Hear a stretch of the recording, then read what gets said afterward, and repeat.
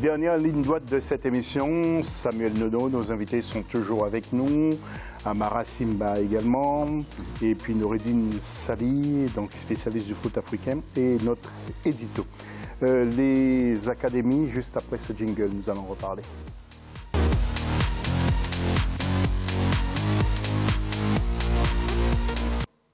Et ces académies africaines de football sont-elles une garantie pour la réussite de nos jeunes? Vous n'hésitez pas, dernière ligne droite, intervenez sur Facebook Africa 24. Nous allons parler du football international dans cette émission.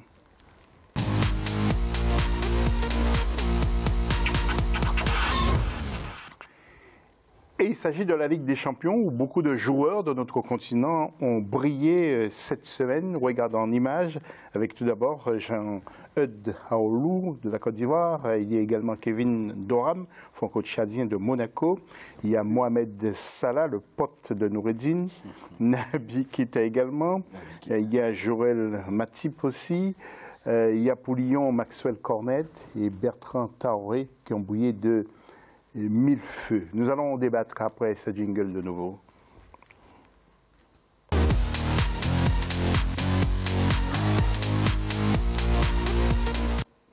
Oui, Noureddine Sali, c'est Mohamed Salah qui a encore marqué cette semaine. En Ligue des Champions, après face au Paris Saint-Germain. Tout ce qu'il a eu avec, avec son équipe. Comment ça se fait qu'il a marqué contre... Non, il revient tout doucement. C'est vrai qu'il a fait son match, mais il n'a pas fait, on va dire, le match exemplaire pour lui. Mais on sait très bien ses qualités. Je pense que aussi avec l'arrivée d'un joueur derrière lui, comme Naby Keita qu'on a reçu ici, et qui commence à prendre des marques au sein de cette équipe-là.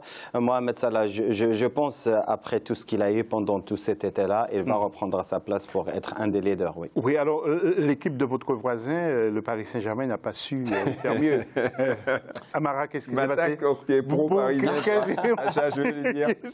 Qu'est-ce qui s'est passé pour votre club, le Paris Saint-Germain? On s'est frotté à une équipe bien solide. Je connais Liverpool, ça fait des années, je suis dans ces compétitions-là. C'est une équipe vraiment redoutable et très très difficile, il faut le prendre au sérieux. Et en plus, vous évoquez là, ils ont fait du renforcement. Il y a Naby Keita, moi j'ai eu en sélection avec la Guinée. C'est les qualités qu'il a, c'est vraiment, professionnellement il est super bien. J'espère que pour lui il va encore augmenter son niveau. Et là il est dans une équipe qui est une équipe de coupe pour moi.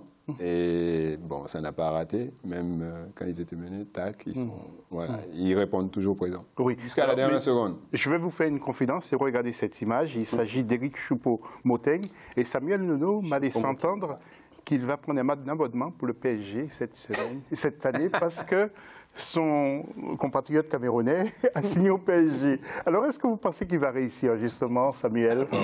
Il a marqué contre Rennes ce week-end. Hein? Oui. Amara et Noureddine, les propos n'engagent que l'auteur.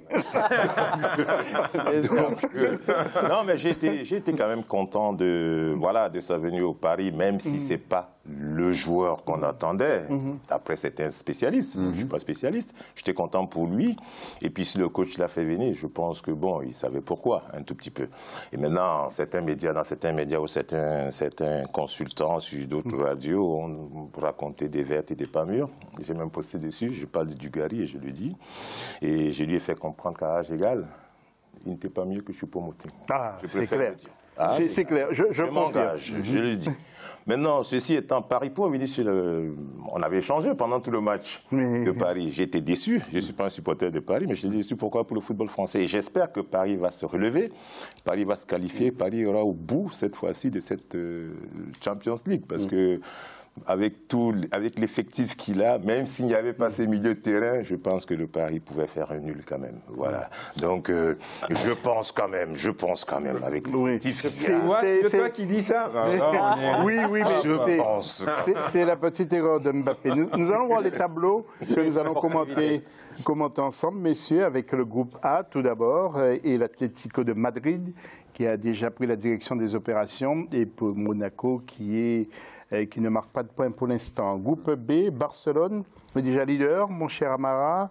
Barcelone qui a démarré très fort, hein, mais qui a... Les gros ont répondu. écrasé l'équipe du PSV Eindhoven. En groupe C, Liverpool, donc leader. Paris Saint-Germain doit gagner à tout prix Noureddine le prochain match. Bah, c'est obligatoire. Oui, oui, le PSG doit gagner. Mais pour parler du PSG, pour mettre les choses dans leur contexte, je pense que le PSG est victime de son championnat.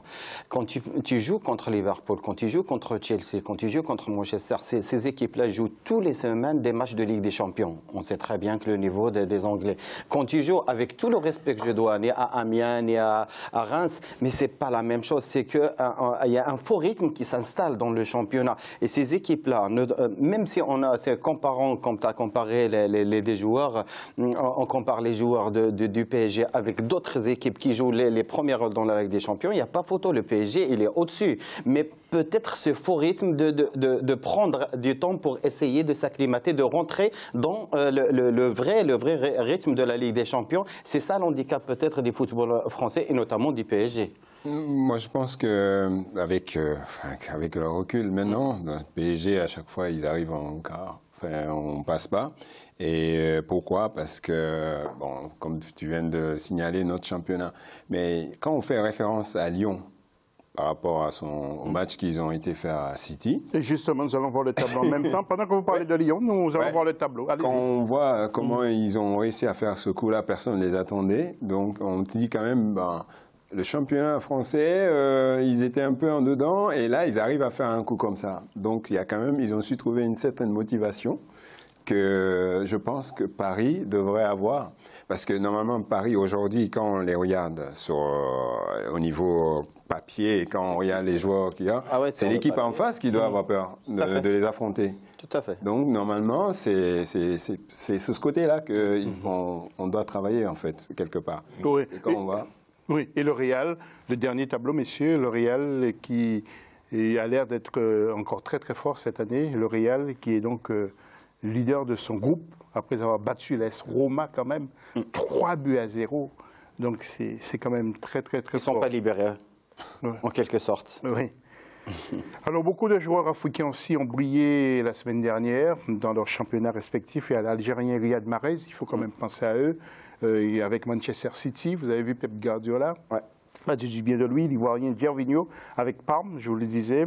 L'Égyptien Mohamed Salah dans le championnat anglais avec Liverpool. Le Burkinabé, Bertrand Traoré. Mais oui, il a marqué 2 buts devant Marseille. Amara. Oui. Le Camerounais de Marseille, Clinton Nji aussi. Oui, il a marqué. Je pense qu'Amara va être gentleman de répondre à Samia comme le rendre la balle par rapport à qui? À ce joueur qui a battu Marseille tout court. Félicitations. Alors, messieurs, voilà un dossier très brûlant. C'est la CAN 2019. C'est l'incertitude pour l'instant. Samuel est en train de trembler. Dès que j'ai parlé de la CAN, Samuel tremble. Nous allons voir le sujet et puis juste après, on en parle. Est-ce que le Cameroun aura cette CAN? Juste après, nous allons revenir. Regardez d'abord le sujet. C'est vraiment pas loin. À 9 mois du coup d'envoi de la plus grande compétition sportive du continent, la Confédération africaine de football, CAF, a multiplié les visites d'inspection au Cameroun. La 3e visite sur les sites et infrastructures devant abriter cette grande rencontre du football continental a eu lieu du 7 au 14 août 2018. Initialement prévue en juin 2018, cette 3e visite d'inspection avait pour mission, comme lors des 2 premières en janvier et mars 2018, d'évaluer l'avancement des travaux des infrastructures sportives devant abriter la CAN 2019. Si sur certains chantiers, l'on observe quelques retards dus entre autres aux conditions de travail, on note cependant que les choses semblent pour le mieux avancer dans le bon sens. La réunion du 9 janvier 2018, qui a rassemblé tous les responsables des bureaux d'études et des chefs d'entreprise adjudicataires des marchés de la CAN Total Cameroun 2019 en activité dans les différents sites, a permis la mise au point de toutes les dispositions à respecter conformément aux récentes suggestions précisées par la CAF dans ses dernières correspondances. Avec le nouveau cahier de charges d'une CAN à 24, le pays met des bouchées doubles pour aller au-delà des attentes de la CAF. Benjamin Mukonjo a pris sa retraite internationale. Point information. Alors, Noureddine, on le dit, vous ne pouvez pas, dire que pas nous dire que vous l'ignorez. Il paraît que le Maroc veut cette CAN.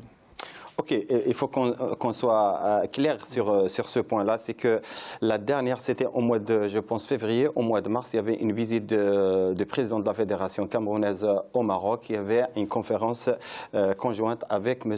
Fawzi Larja, le président de la fédération marocaine. Et le Maroc était clair dans cette histoire-là parce qu'on avait entendu de tous bords comme quoi le Maroc veut récupérer cette CAN 2019. Et le Maroc, il était ferme par le biais de son président que le Maroc soutient et encourage et aide avec son savoir-faire et son logistique le Cameroun pour l'organisation de cette CAN 2019 à Yaoundé et au Cameroun.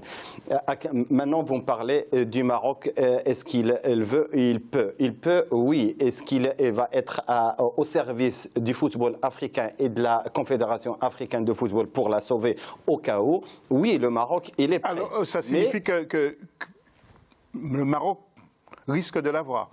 Samuel, que pensez-vous de cette situation? Non, mais si le Maroc l'a, ça veut dire que le respect des cahiers des charges fournis par la CAF n'est pas tenu. Oui, mais tous les efforts qui ont été faits par M. Paul Biya, le président de la République. Je pense que cette CAN a été une volonté d'un homme qui est le chef d'État du Cameroun, le président Biya, et il a tenu, il dit qu'il tiendra ses engagements. Jusqu'à preuve de contraire, je crois qu'on peut lui faire confiance. Sauf si certains experts de la CAF pensent que parce qu'il y a encore un peu de terre autour d'un terrain, ça veut dire que ce n'est pas fini ou le timing n'est pas bon, je n'en sais rien. Ce que je veux dire, c'est que les experts ne sont pas les techniciens du BTP, de la CAF, ne sont pas les techniciens du BTP, et il vaut mieux peut-être se rapprocher du Cameroun pour voir, par rapport au cahier des charges qui est sur, comment on appelle ça, le chronogramme de l'agencement des travaux, pour voir si le retard qu'on annonce ne sera, empêchera la tenue de la CAN. Un handicap, oui. Voilà, c'est tout. Maintenant, il paraît qu'il y a une assemblée générale. Oui, attendons. Ce week-end, on risque d'évoquer, on va l'évoquer, nous. Oui, c'est ça. Hein, la réunion, en grande partie, c'était pour essayer de voir le cahier de charge, est-ce qu'il est bien respecté. Attendons le rendu de cette réunion. Exactement. Tout à fait. Et j'ai ouï dire, ou j'ai suivi le président de la CAF dire que, compte tenu des élections d'ici le 7 au Cameroun, il n'annoncera sa décision qu'après. Je veux dire, c'est quand même insupportable pour un État. Je veux dire, voilà, ça fait un peu de Damoclès sur la tête. Bon, il y a des choses qu'on dit, il y a des choses qu'on fait, et puis... Samuel, il ne faut pas oublier que le Cameroun a été victime de le changement de la structure de la CAF, de 16 à 24 aussi. Messieurs, pour terminer cette émission, nous reviendrons sur les trophées FIFA 2018 qui sont décernés aujourd'hui à Londres. Et puis parmi les joueurs, il y avait Mohamed Salah. Amara Simba, je voudrais vous entendre là-dessus. Vous pensez qu'il a une chance de l'avoir, Mohamed Salah, le Grand Prix? Là, il est bien parti. Hein. Ah ouais. Avant le mondial, ce qu'il a fait, c'est quand même extraordinaire. Il est bien parti. Parmi les entraîneurs entre Deschamps et Zidane? Les deux la méritent, même si moi, j'aime pas ces distinctions. Qu'est-ce qu'il mérite? Il mérite le meilleur entraîneur de Deschamps et Zidane. Ah oui. Je pense que les deux, mais Deschamps, je veux dire, gagner la Coupe du Monde, c'est quand même, c'est pas donné à n'importe qui. Je crois qu'on donnera à Deschamps. Je pense maintenant, après, voilà. Je ne sais pas qui vote, comment ça se passe. C'est vrai que c'est quand même chaud. Hein. Zizou, il a fait quand même un exploit sur quelque chose, je pense que ça va être difficile à battre. Et une toute dernière question, le trophée Puskas, le plus beau but, si Amara Simba est encore en activité, ce serait Amara Simba. Tu veux me faire jouer? J'aurais voté pour lui. J'aurais voté pour lui. Mais il y a Benjamin Pavard. Tu crois? Moi, je ne vais pas avec toi. Il y a Benjamin Pavard, il y a Ricardo Quaresma et il y a Mohamed Salah. Qui a la chance de l'avoir, ce prix Puskas? Le prix Puskas, moi on peut les revoir les buts ou pas, comme ça, non? Non, malheureusement, non. Mais le but de Pavard, c'est un but avec beaucoup d'émotion.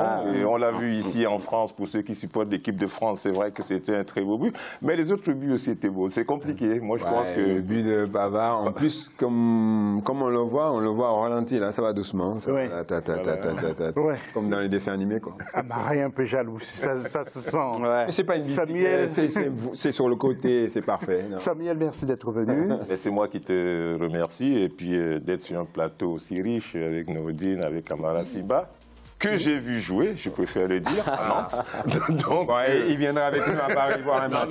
On va l'amener En tant que supporter de l'OM. Samir, je suis encore fan de ce gamin. et avec qui on a quand même un ami commun, Jafet Doram. Ah oui, oui. Qui est à Nantes. Qui a joué au Cameroun, et le président Georges Weah qui a joué au Cameroun. Oui, mais Voilà. Pourquoi le Cameroun est une grande terre de football. Merci messieurs, merci à Noureddine. On nous réclame l'antenne. Eh bien, merci aux téléspectateurs qui sont très nombreux à nous regarder un peu partout, en Europe, en Afrique, en Amérique, partout dans le monde.